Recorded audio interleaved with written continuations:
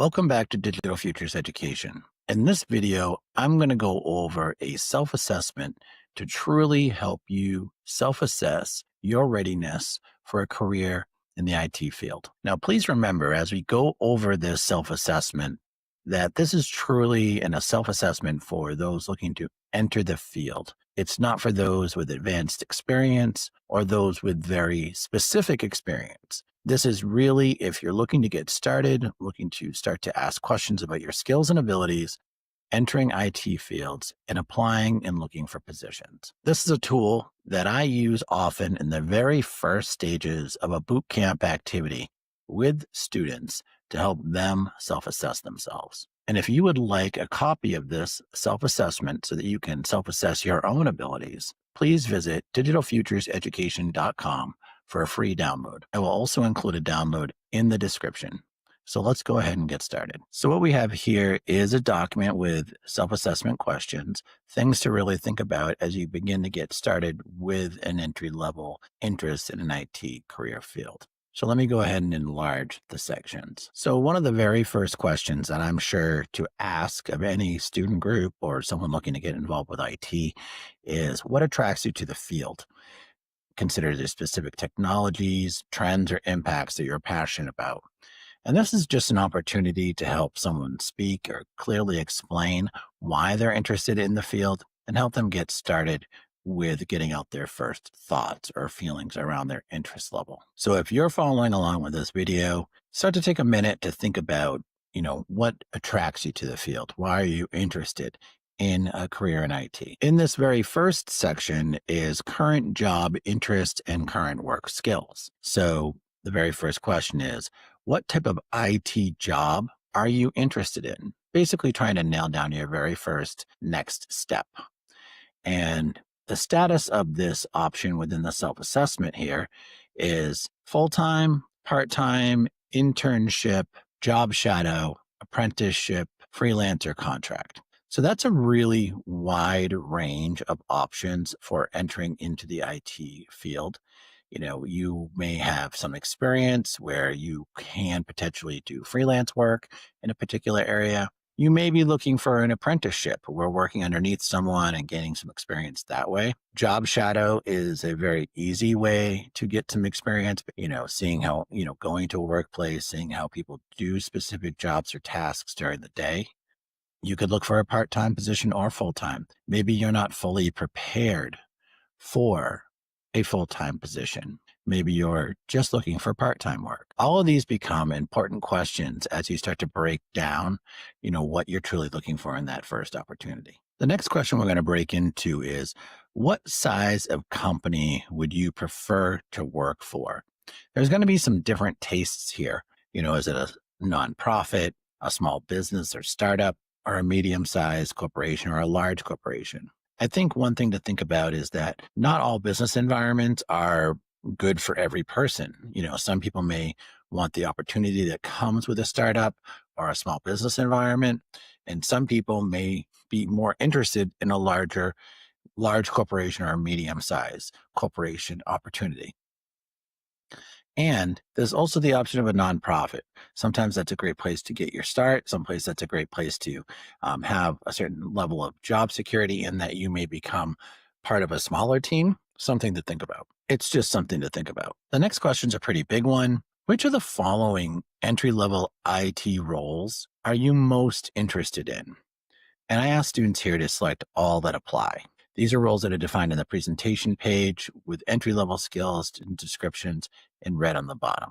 So this is all part of a bootcamp activity that I do, and I give them definitions of these roles. In this video, since I'm purely going over just the self-assessment tool itself, I won't provide those definitions, but I have other videos in which you'll find, and I can link those in the description as well, that help you give specific documentation of these roles and titles. Here, I give them the opportunity to list systems analyst, network technician, junior software developer, or help desk technician. These are generic descriptions, broad, but also can be specific to your interest when starting out. You may, really be prepared for more of a, help desk technician role, troubleshooting the front line of issues within an organization. Junior software development is definitely someone who's got much more of a programming focused career goal. A network technician, which is, a goal that's probably going to take a couple years to acquire or multiple years of experience and training to help you get potential opportunities in that field. And then systems analyst, which is basically a role that kind of covers some other areas, whether it's data integration or other available software or data systems within an organization. But it helps you, if you're doing the assessment, start to narrow down the scope of types of job positions you're seeking. Now, another potential area to look into here is this, based around this question: what industries are you the most interested in working in? Select all that apply. So here I give students the opportunity to list large corporation, healthcare, which is always a growing IT area, finance and banking, which has very specific security needs, even much more advanced than some other types of organizations, education, government, and retail. I think this is just something to help you think about what type of work environments and different types of spaces and what types of job opportunities come from these types of environments. In a large corporation, you might get kind of lost within a larger world of the tech and have a larger growing curve and have a larger growth curve in order to feel like you're, understanding everything happening. In healthcare, you're going to have different technology than maybe in other types of environments. Finance and banking, you're definitely going to have a higher level of focus on security and potentially cybersecurity areas. Education is going to have different apps and resources and technologies which are specific to education.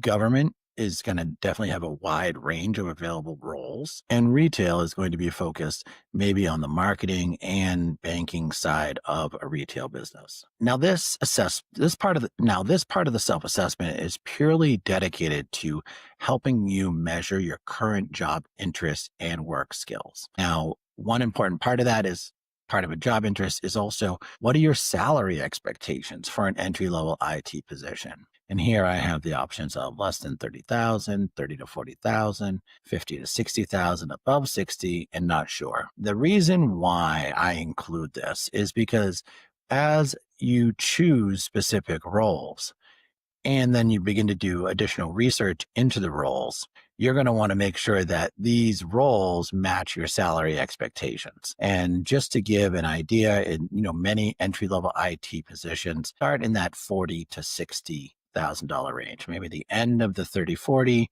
up through that $60,000 range currently in the United States.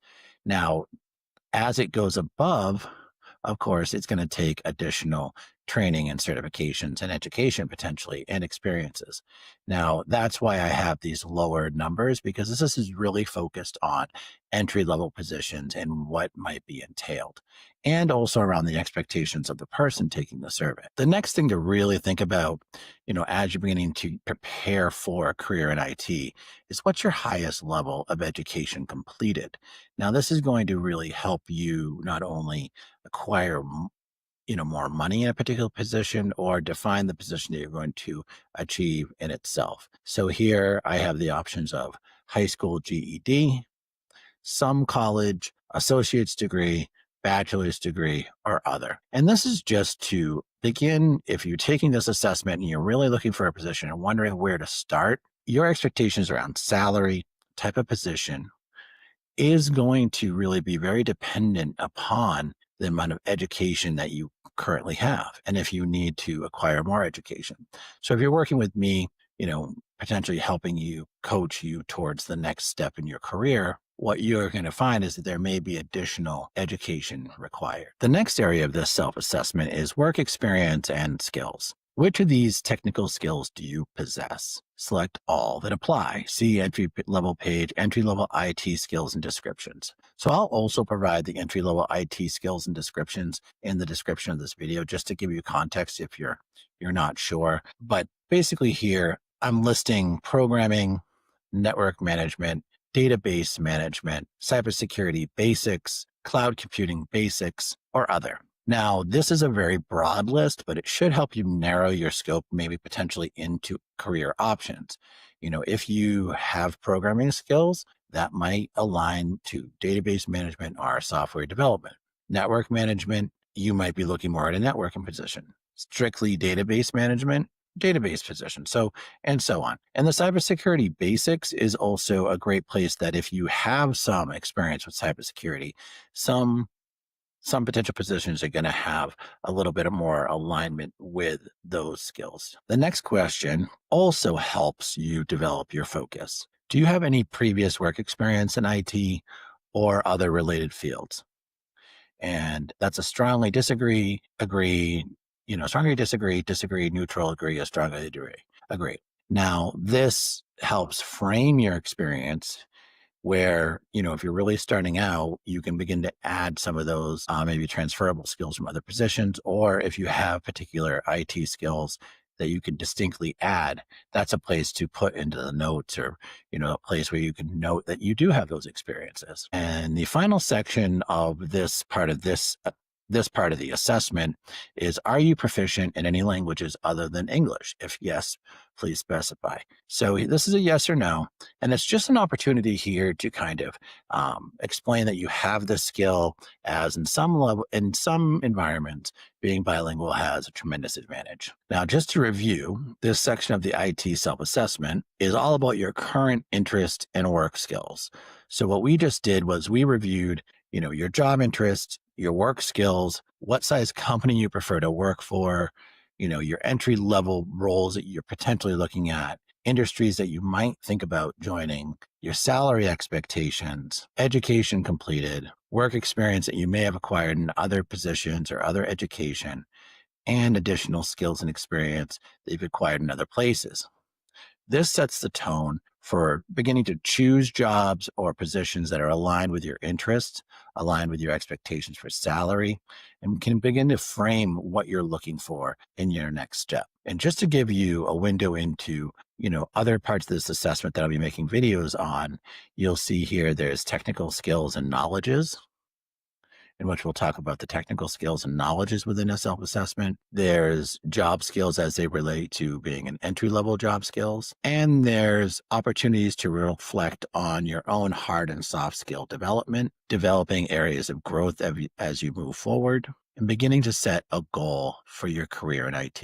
Thanks for checking out the video and going over these current job interests and work skills as part of the first part of a self-assessment to help you get started in looking for your career. Please visit digitalfutureseducation.com, where you can access this self-assessment for your own purposes and help you develop your skills and develop a plan for you to get to the next step. Thanks for watching. Welcome back to Digital Futures Education. In this video, I'm going to go more deeply into technical and soft skills that you should consider when doing a self-assessment for an IT career. Consider this the part 2 of my video on identifying why you're choosing an IT career, looking into why you're passionate, and what soft and hard skills should you have. And please remember to visit digitalfutureseducation.com to get your own copy of this. I'll put a link in the description so that you can review these questions to help you develop your best understanding of how prepared you are for a career in it. In my prior video, I went over having you identify what drew you to the IT industry. We reviewed your current job and interest and work skills. So we're going to dive deep into technical soft skills and knowledges. So underneath the area of technical soft skills and knowledges, you'll see general technical skills. And the very first topic here, IT troubleshooting IT troubleshooting expertise. I am skilled at diagnosing and resolving technical issues with computer systems, software, and network devices. And in this assessment, it asks for a proficiency level, whether you agree, neutral, disagree, strongly agree, or strongly agree or disagree. With that, for a self-assessment in this area, I have strongly disagree, neutral, agree, and strongly agree. So basically, you want to self-assess yourself at if you are doing a troubleshooting activity, are you skilled at looking at what's causing the problem, working through a problem, and finding a solution with technical concepts? You could put notes as maybe in certain environments or with certain technologies you're much stronger, but all of that is going to help you better define your strengths in that area of troubleshooting. so that you can even potentially utilize your notes towards adding them in your resume. The next area we're going to go into is mobile device management. I am familiar with the basics of managing and securing mobile devices in a business environment. So the key here is in a business environment. You may have a very strong understanding of your own mobile device, but it doesn't necessarily mean that you have an understanding of mobile device management or MDMs and ways that applications need to be added in a business environment for both cybersecurity and general security needs, and what are the best practices within industry. So you do want to think, maybe I do have a really strong understanding of how to manage an individual device, but maybe I have an area of growth, of course, with the proficiency level, your feeling of where you fit on a scale. Do you strongly disagree, neutral, agree, strongly agree? Now, here I actually have added a resource from Indeed related to mobile device management and how to, effectively explain it on a resume, or an area to do additional research for yourself if you feel like it's an area of concern. The next area of focus is basic cloud computing concepts. I understand the fundamentals of cloud computing services. That means software as a service, platform as a service, or infrastructure as a service as it relates to cloud computing and their applications in business. So I did put a little link here to the AWS Cloud Practitioner as a bit of an entry-level understanding of cloud technologies for you to review if that was something you wanted to take advantage of, is the Cloud Practitioner certification. But it's important just to think about, what is your understanding of cloud technology as it relates to business environments? And what do you understand? What components do you understand? What are some other areas that you should look into, especially if you see these terms and they occur often on a job description? Okay, so just make sure that you're aware of what they are, and also you're able to self-assess yourself in your understanding of these terms, so that if it's an area of something you want to grow in, or you need to grow in, that you take note of that. The next one I think is a huge one. It's the ability to learn new software, or adaptability to new software. I quickly adapt to new software tools and productivity applications. So you can have strongly agree, neutral, disagree, or strongly disagree. So I think this is an important skill because adaptability is huge. If someone asks you to go and learn a new piece of software and then adapt it or utilize it within a business environment, the speed in which you can adapt is going to be a huge, important piece to your value to the company. So it's also going to help you understand, different systems within an organization. Adaptability and ability to learn new systems is an incredibly powerful skill. So you want to understand, where do you feel with that skill? Is it something you can work on, develop? And if it is something you need to work on, and because not everybody has it, what are some strategies? And you can begin to look at strategies to help improve your adaptability. And you could take on some projects related to learning new software, or even better, start to learn the software that you're going to encounter in a specific field. The next area I want to focus on is workflow efficiency.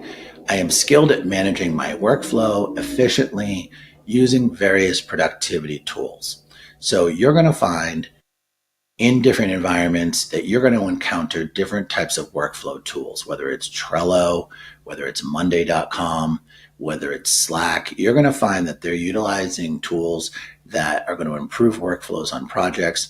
And there's only one way to really get experience with this, and this is using them. Now, you can go out and practice utilizing some of these tools on your own, and especially if they're included in a job description, so you're well prepared for an interview, that you at least understand what some of the workflow efficiency tools out there are.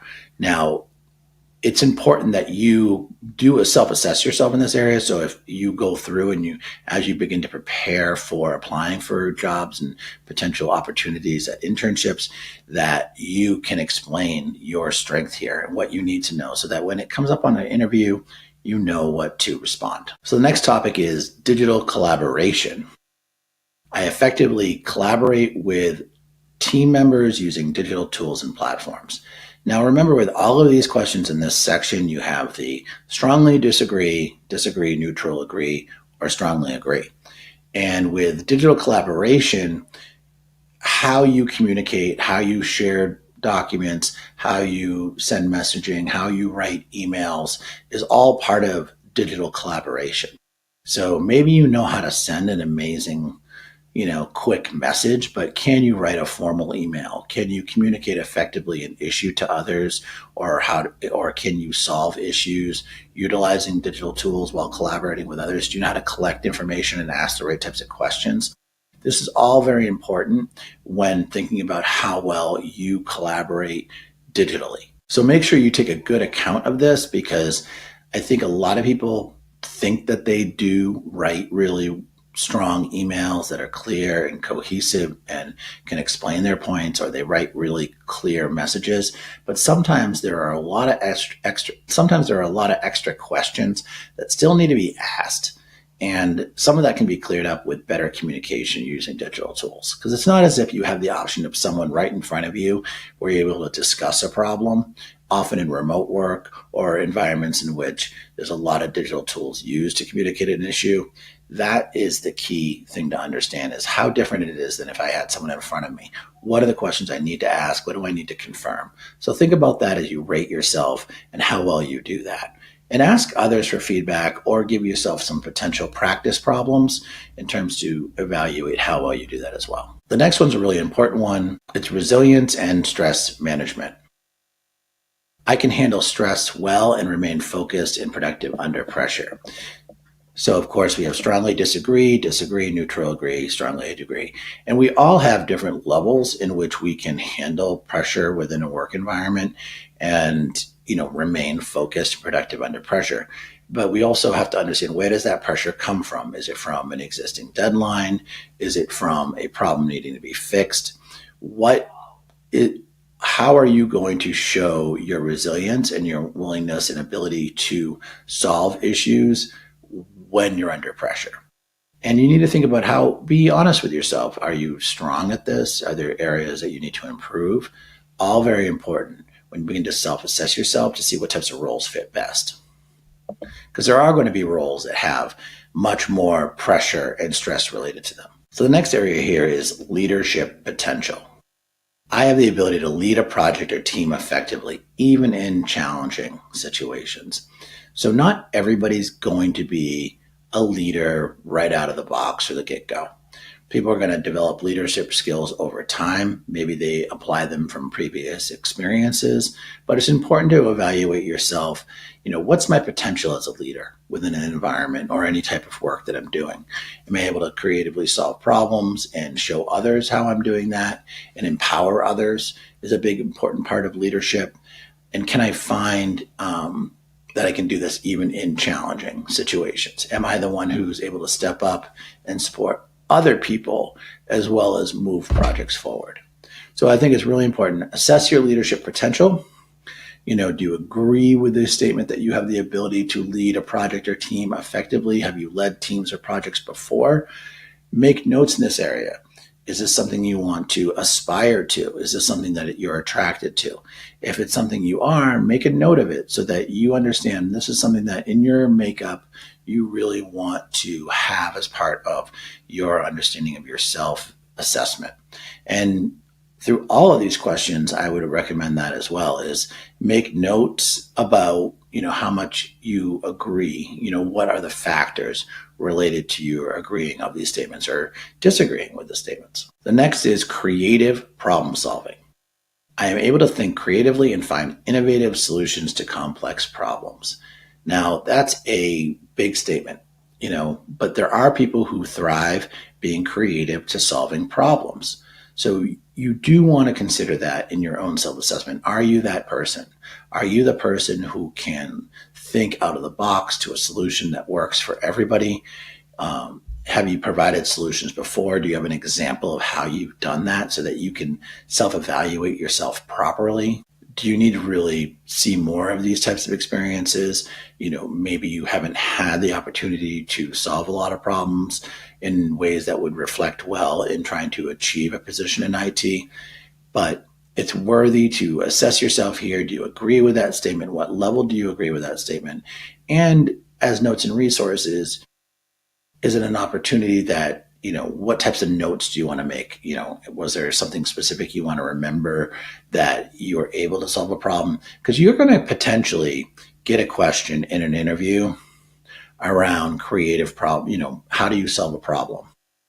And you could draw upon your creativity towards solving problems. And that showcases your ability to think out of the box and also think ahead and have an answer for an interview that sounds like you're well prepared and you understand yourself well. Because I do think people who interview well are those who understand their skills and abilities really well and can speak to them very well. So just remember that. The next area is time management. I am effective at managing my time and meeting deadlines. So, of course, this is something that everyone's always constantly working towards. What are the deadlines? What types of work need to be done ahead of a deadline? What's your experience with this? You may have limited experience with this. You may have a lot of experience with this, depending on your experience at previous positions or within completing projects. Now, if you have evidence of this, it's a great note to put in the notes section here. But you also need to be honest with you around, do you procrastinate? Do you put certain things off? Does that impact your ability to manage projects? Is it something you need to work on? And you also need to remember that this is something that employers are going to look for. So you want to be able to speak to your ability to do it. So if there are opportunities in your past that you've received where you could showcase your ability to meet deadlines, I think that's also something valuable to show employers and be better prepared for in an interview environment. So you want to properly self-assess it here. So the next area of this self-assessment is critical thinking. I can critically analyze situations and think through problems logically. Now, this is separate than the timelines, some of the problem solving. This is, can you deconstruct a problem, analyze it, think about logically taking your time and deconstruct something. Like, is that a strength of yours? Is this something that you can bring to the table? If it is, try to be ready to explain it. If it's not, how can you improve your critical thinking? What are some processes you can put in place? For example, the troubleshooting methodology within CompTIA A certification can definitely improve your critical thinking through an IT issue. Now, that's something that if you're weaker at critical thinking, you can practice and work your way through so that you can be prepared for an interview that may ask you for sequential steps in which you took to think critically about a problem. But also be honest around how you agree or disagree with the statement so you can see your strengths and weaknesses through this assessment. Now, this is one that I think is really important, and some people are definitely have strengths and weaknesses related to attention to detail. I pay close attention to detail and ensure accuracy in my work. Now, this is really important because attention to detail is huge. Because there are many times that small details are missed or need to be completed to make sure a project is done right. So you need to tune in and have attention to detail. And you need to measure and assess and at least keep in the forefront of your mind how important attention to detail is as you do work, because you're going to get better at it as well. No one is perfect in the beginning. So you need to make sure that as you begin to try to show attention to detail, that you're practicing, you're thinking about where is it necessary in a project, how can I show that I'm showing specific attention to detail, what are some things that I could do? Can I take really specific notes? Can I refer to documentation very specifically? How can I show that I am demonstrating really strong attention to detail? And also, when you're discussing any sort of project in a job interview or any other opportunity where you may relate to obtaining employment, having them understand how detailed you can be can also help you get the job. The next area here is initiative and self-motivation. So I assume if you're watching this video, especially at this point, you have initiative, you have self-motivation. You are thinking about what's next for me. You are doing a self-assessment. You're thinking about what are the pros that I have, what are the cons that I have, what do I need to work on, and how am I going to better evolve myself over time so that I can get the opportunities I want. So here I am proactive in taking initiatives and can work independently without constant supervision. That's a fantastic place to be. That when you are assigned a project, you can be checked up on, but you don't need to be supervised all the time to make sure that you're working on the project the right way. You're kind of answering some of your own questions that you may have taken to someone else in the right way. It's not to say you shouldn't ask questions, but people with different levels of experience are going to either be afraid of asking questions or know how to ask the right questions. And I think that's an important part with taking initiative. And also being proactive, like, I'm ready to just do this. Let me take care of it. Let me do it. Let me run. If there's an additional problem, then I'll bring it back. I want to take an initiative and do what's right. And it's also refreshing when someone doesn't have to work with constant supervision, because that they can continue to work and progress through problem solving and be proactive and basically complete projects. The next big topic here is adaptability to change. And this is a huge one, in that your ability to adapt and change to a work environment is a huge thing you need to understand over time, because things are going to change. Things change every day slightly, but over time they change quite a bit in different work environments. New technologies, new supervisors, new coworkers, new initiatives, new tasks are changing all the time. So your ability to adapt and work within this environment is a huge benefit. But some people struggle with change. Some people love change. Some people thrive in change. Some people struggle with it. Now, if you're struggling with change, you need to understand, what is it about it that you struggle with it? Is it because you need to learn new things? Is it because the environment changes so much? Is it because you just liked it the way it was before and you're not sure it's as effective? You need to start to break down, what are your resistances to change, and how you can turn those resistances to change to maybe put those into how to be a better team player or collaborative person within your work group. Also, being able to let go and understand what's next. It's very important to understand, your adaptability to change is really, really essential. And being able to assess honestly, if you're a person who tends to hang on very tightly to old ways because you felt like they worked the best way, and the new way, there's mystery. And there are mistakes made in new ways, yes, but you need to be supportive of adapting to change. And that makes you a team player and more collaborative. And the final one in this section is interpersonal skills. I have strong interpersonal skills, and I can work well with diverse groups of people. This is another one that is going to be a wide range.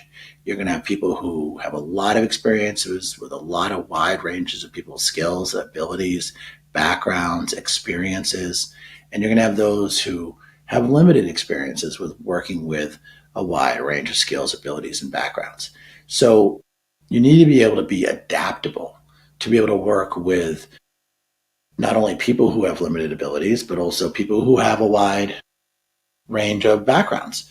And you might work with all of these people at the same time. And so when you focus on your interpersonal skills, it's about, how do I best be a good team player, work with others? How do I communicate effectively with others and let them know the problem? How do I solve problems with maybe a variety of different perspectives and experiences and education related to solving a problem? And how can I do it effectively so everybody understands that I'm not trying to offend anyone? I'm just trying to do my job and explain specifically what I need to explain. It takes time to develop these skills, but you need to have it in your workflow, and you need to be able to self-assess yourself in terms of, how much do you think about this topic, and have ways to improve yourself over time. So thank you for reviewing those areas of skills on this assessment.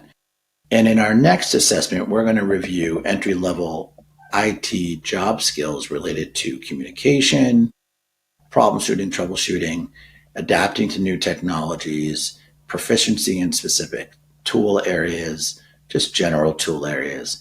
And then we're going to work on, how do you reflect on your hard and soft skill development.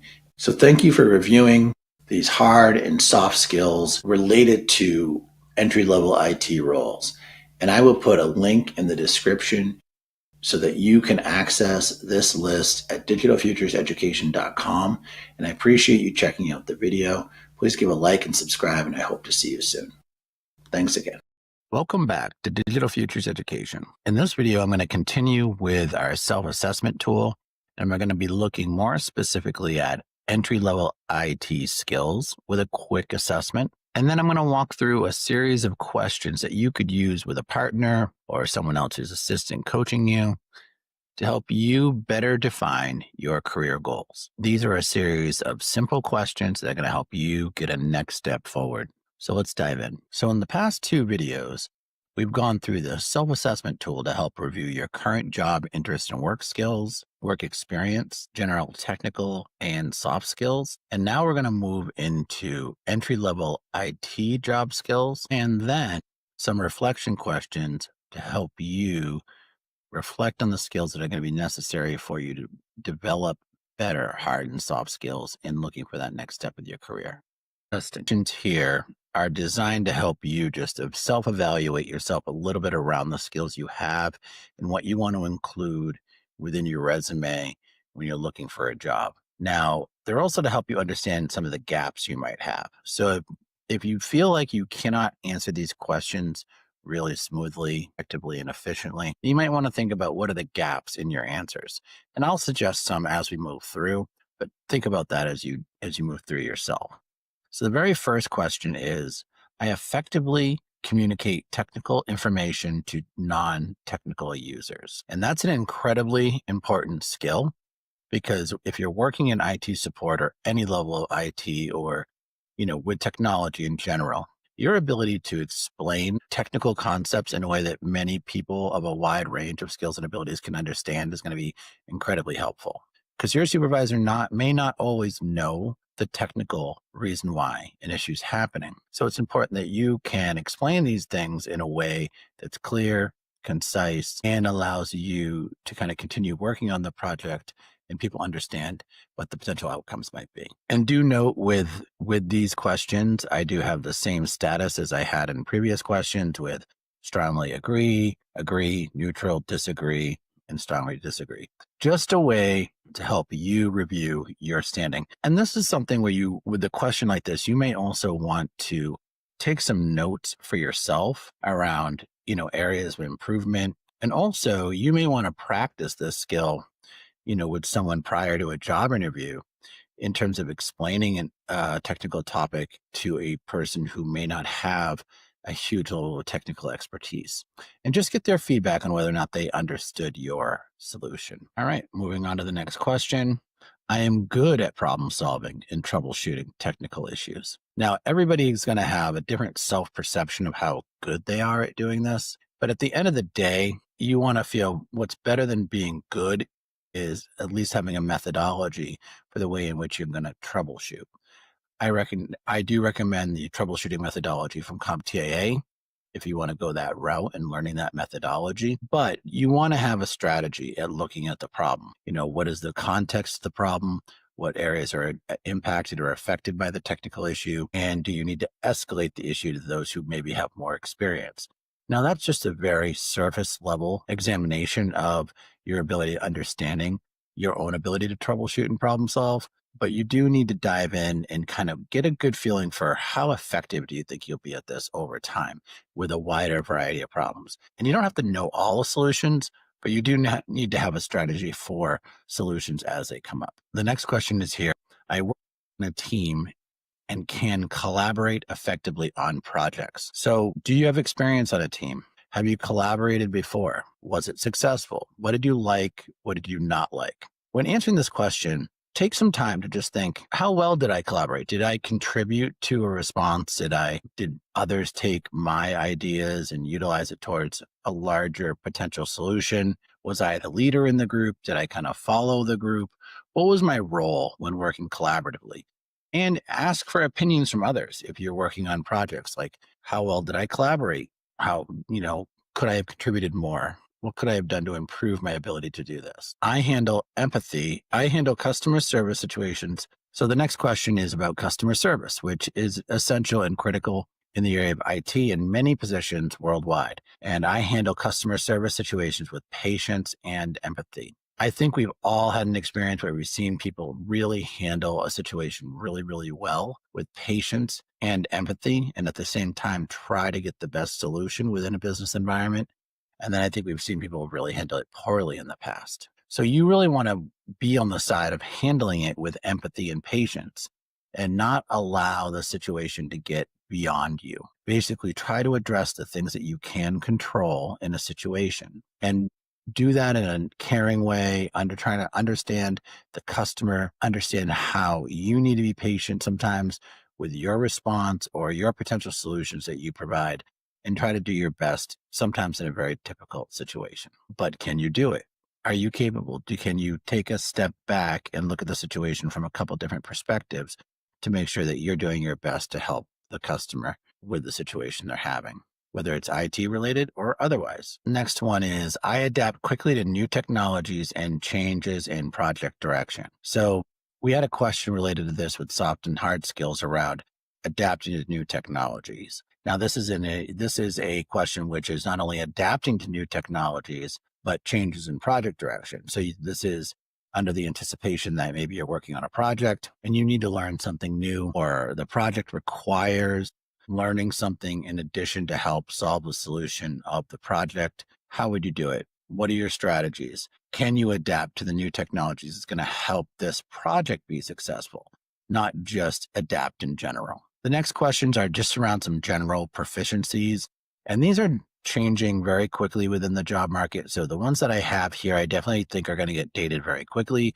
but for the most part are still out there and should be some things that you consider prior to applying for positions. The first one is I am proficient in using Windows and Mac OS operating systems. Now, you may feel proficient until you're asked to do something or asked a question around troubleshooting something. Now, I'm not going to advise or suggest that prior to a job interview, maybe that you study every single thing about the potential problems of a potential system, but you want to, over time, expose yourself to these systems. Maybe you have a friend who has a Mac and you don't have a Mac. Maybe you ask them how to find certain areas of the computer and file locations and some of the components of the interface. And it could work the same way with someone who has a PC if you have a Mac. Now, you want to make sure you expose yourself to these different types of operating systems, because that's going to help you troubleshoot and problem solve issues with those users who use these type of systems. They're also going to make you more aware of the different types of operating systems that are out there and the solutions that come with troubleshooting them. And remember, that's going to be essential in an entry level role. As small or insignificant as it may sound, these skills are essential. The next one is I am skilled in Microsoft Office. Next one is I am skilled in Microsoft Office, Word, Excel, and PowerPoint. And the same could be said for Google applications and cloud Google applications. Understanding word processing and cloud-based word processing tools, whether it's Notion or some other Trello type tools. Microsoft Office is, of course, from the Microsoft family. Word, Excel, and PowerPoint. Just understanding how they work, how to troubleshoot common problems, whether it's saving files, creating documents, compressing documents, how Excel spreadsheets functions, and also how PowerPoint presentation functions is essential. So make sure that maybe you've been working, and I see this a lot, maybe you've been working with just Google applications for a long time, and you're very familiar with Google Docs. But then you get this great opportunity where they're using mainly Microsoft. You're going to need to then apply yourself to that environment, whether it's the cloud Microsoft environment or it's the locally installed environment, which still exists. You're going to need to learn how to be adaptable to those different types of interfaces. So just keep that in mind. And it's going to definitely depend on the job, but you need to be prepared to interact with these different softwares in different capacities. And that should be on the basic job description as well. The next question is, I can effectively use help desk software such as Zendesk or Freshdesk. And you're going to see a lot of different types of help desk software probably in your career at IT. You're going to see ticketing software. You're going to have inventory software. You're going to have all different types of systems management analysis, data management software. So the best thing I can recommend here is that you become familiar, if you are not, with the idea of a ticketing system and how it functions within a work environment, especially an IT help desk environment. What does it mean to escalate a ticket, close a ticket, open a ticket? What is the good, what are the best practices for certain organizations? What are the best practices for certain organizations for closing tickets or escalating tickets of different types?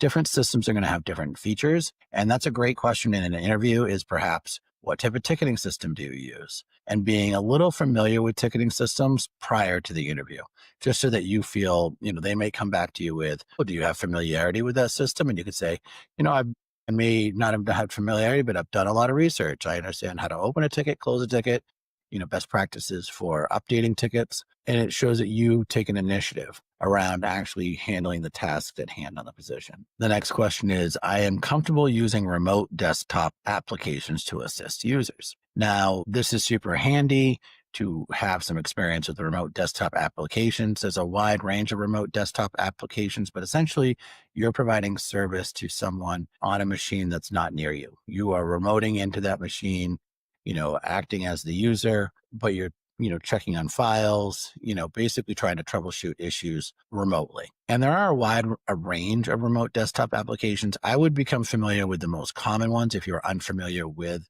remote desktop applications, just to become more familiar with them, so that if you're asked about them in an interview, you've at least heard about them.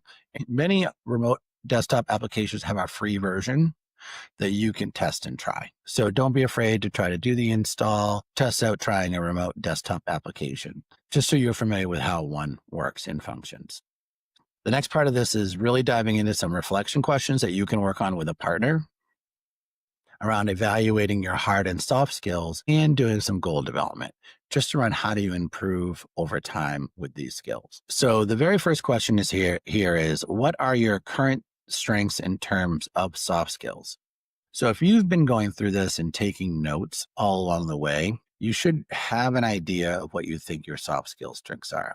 They're going to be topics like collaboration, teamwork, creative solutions. They're going to be non-technical based ways of working that are skills that come through working with others. Now, if you've been going through these questions, this next question is important. What are your current areas of growth in terms of soft skills? So maybe I was great at collaboration. I was great at teamwork. I have some creative solutions, but let's say my customer service could be improved. I'm going to say I could be more patient with customer service. And I think if you have not worked a lot of roles in customer service, that's going to be true for most people who are filling this out.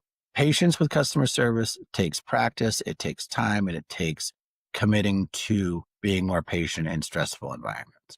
So sometimes that takes a little bit of extra time to develop. Next question is, what are your current strengths in terms of hard or technical skills? Younger people are often very technical savvy. Maybe you have programming, cloud technologies, maybe you have very specific targeted knowledges in a programming area or specific cloud technologies that you are happy to say that you have and can put on your resume. But now it's, what are your current areas of growth in terms of hard or technical skills? And one thing that I would say here is you really want to think about the types of roles you're applying for. Maybe you don't have a lot of experience with penetration testing for cybersecurity. And just to have like another alternative topic here, I would also say project management tools. Maybe you don't have a lot of experience with project management tools, and I'll say technical project management tools like Slack. And that would be true if someone maybe just came out of college or starting education or have a limited experience in the work environment. You're probably not going to have a lot of experience with project management technical tools and how to utilize them.